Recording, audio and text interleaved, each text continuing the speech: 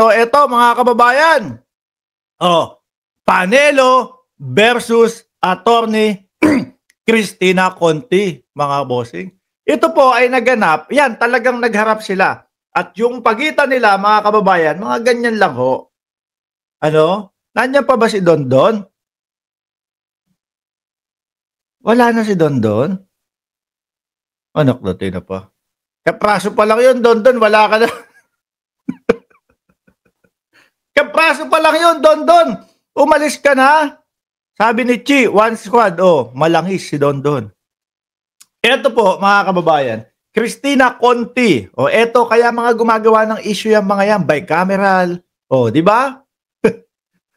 Mga bicameral, mga bossing. Kaya gumagawa ng mga issue yan dahil eto, papalapit na ng papalapit ang International Criminal Court, mga kababayan. Balik tayo sa umpisa, ha? No, balik tayo sa umpisa. Mga first quarter ng 2024, mahigpit na sinasabi, madiin na sinasabi po, mga kababayan, ng Department of Justice. Kapag pumunta ang ICC at sila ay nag-serve ng warrant of arrest sa Pilipinas, kami ang uhuhuli sa kanila. Kami ang aaresto sa kanila. Sa kalagitnaan po ng taon, mga bossing, medyo naiba po yan. Naiba po yan, mga kababayan, biglang titignan natin kung ano ang lagay natin sa ICC. Kung ano yung mga legal na hakbangin sa ICC. Yan na. Pagkatapos po ng taon, mga kababayan, eto na po. Makikipag-usap, handa kaming makipagtulungan sa International Criminal Court. Which is, mga bossing, yan po ang hinihintay ng kampo ng ICC at kampo ng mga nabiktima doon sa EJK, mga boss. Ayan. Di ba? Yan po ang hinihintay. Ang sabi nga ni Attorney Cristina Conti, kapag ka eto, nakipagtulungan na ang gobyerno ng Pilipinas, finish na. Tapos na. No? Maibibigay na yung mga dokumento at kung ano-ano pang kinakailangan ng International Criminal Court. Ngayon, siguro si Panelo, alam nyo po, na-meet ko tong si Panelo eh. No? Hindi mo alam kung may saltek din to eh.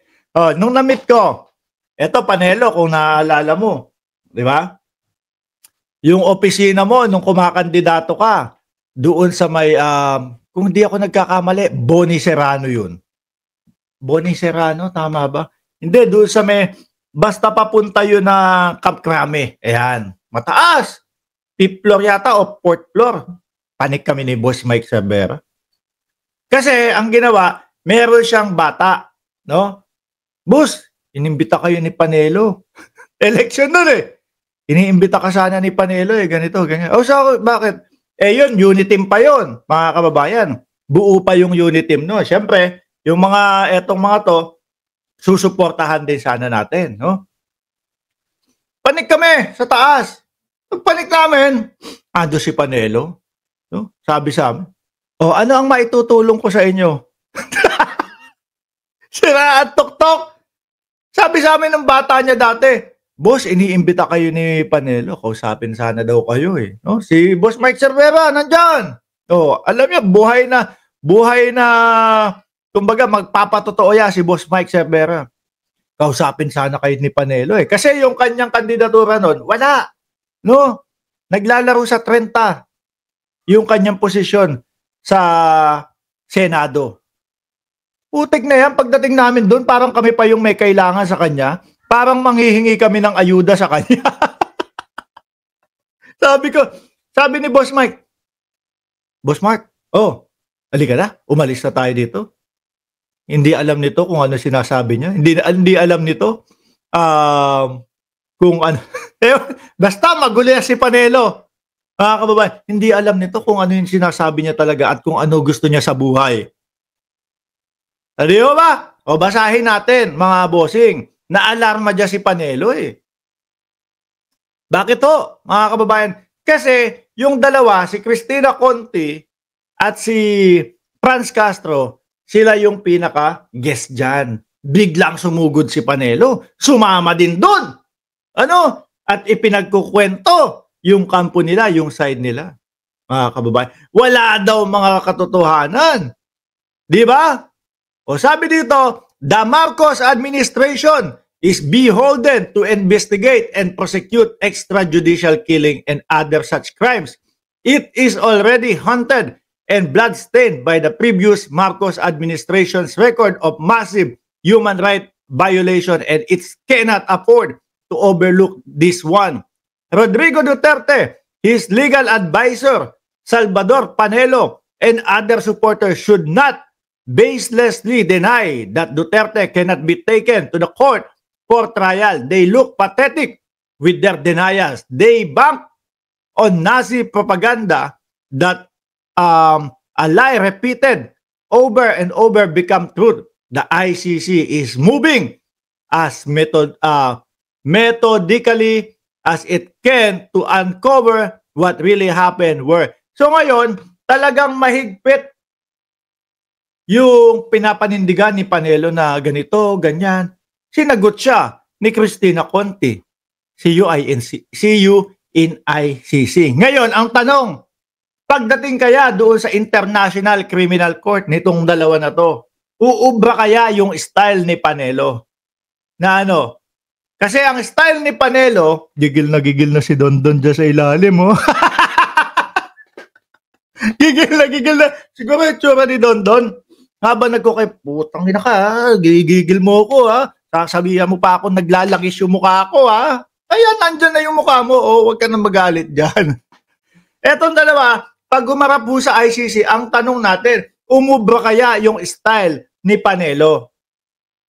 Na ano, na kaya niya kayang sabihin sa ICC na, hindi, joke lang yun. Parang hindi naman kayo nasanay sa dating Pangulong Duterte. Mahilig lang mag-joke-joke yan. Kapag ka nasa harap na sila Matobato, pagka nasa harap na yung mga ebidensya ng ICC, ano kaya ang masasabi ni Panelo dun, mga bossing? Ako, naniniwala ako, wala. Lalamunin sila dun, mga kababayan. Ano po? Kung dito nga lang ho eh. Bakit ho yan ano? Bakit ho yan hindi mga makapunta doon sa investigasyon sa Congress? Bakit to? Kasi alam nilang masosoplak sila, alam nilang may mga pambala sa kanila. Kagaya na lang, ako, kawawa naman, no? Si Bongo pa naman, siguro, hindi. Ay, nako. Siguro si Bongo, hindi alam kung ano ang magiging pakiramdam. Una, masaya, kasi nasa top 5. No? Kaya lang, malungkot. Nasa top 5 nga, pupuntahan naman ng ICC. Di ba, mga bossing? Nasa top 5 nga, pupuntahan naman ng ICC. Sabi ni Segundo, sabihon, Mark, can you talk about the issue raised by Congressman Ungab? Meron po tayong mga vlog dyan, mga kababayan, at isa lang din po ang paliwanag natin dyan, at isa lang din po ang pagkakakita natin dyan, pamumulitika issue lang yan. Bakit? Naipakita na natin yung post nila Baste, yung mga sinasabi nila, una, GAA. Nung nahuli, nasunog sila, biglang lipat ng bycam. Oh. Nandun, tingnan nyo po, nahagilapin nyo po, may title yan, no?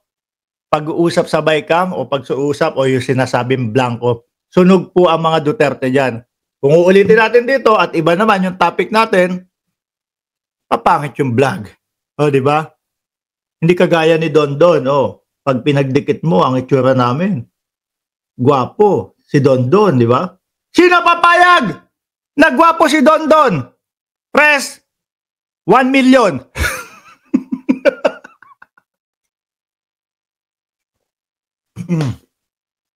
Dali lang. Sabi ni Dondon, no? Dito ka lang kumukuha ng pagkakapiraan mo. Yun nga ang masaklap doon. No? Hirap na hirap kang kumita ng pera, tapos ako salita lang. Tapos ako kape-kape lang. Oh. tas kikita. Gusto mo malaman kung magkano yung kita? Wag na. Baka, baka sabihin mo, peste namang buhay to. Napaka hindi naman balanse ng buhay. Ano? Sasabihin ni Don, ako, hirap na hirap akong magbote bakal. Tapos si Mark Ramos, sasalita lang doon, magdi-discuss ng konti, kumita na ng pera. Nagkakape pa ha? Ako hindi ko mapagsabay yung pagbobote bakal, tsaka yung pagkakape ko. Huwag kayong mag-alala. Ano? Dadating sa punto na ang pinag-uusapan na din natin etong ICC. Actually ngayon nag-uumpisa na di ba? Umpisa na yan. Doon niya sinasabi sa sinasabi ni Boying Remulla, Secretary of Justice, na makikipagtulungan, makikipag-ugnayan na kami sa ICC. Tapos yung mga pinoproblema pa ng Vice Presidente. Kaya ang sagot nila mga bossing, bicameral, may blanco. Yun ang sagot nila. Papaulit-ulitin pa ba natin yan? Ibinlag na natin yan at nahalata na ho sila. Hindi na pinapansin yan. Pumokus tayo dito sa mismong may ebidensya at mismong may issue at mismong sinasabi na papapasukin or makikipagtulungan na sa ICC. Dahil yan ang mas masarap pag-usapan. Hindi yung gawa-gawa, kwentuhan lang.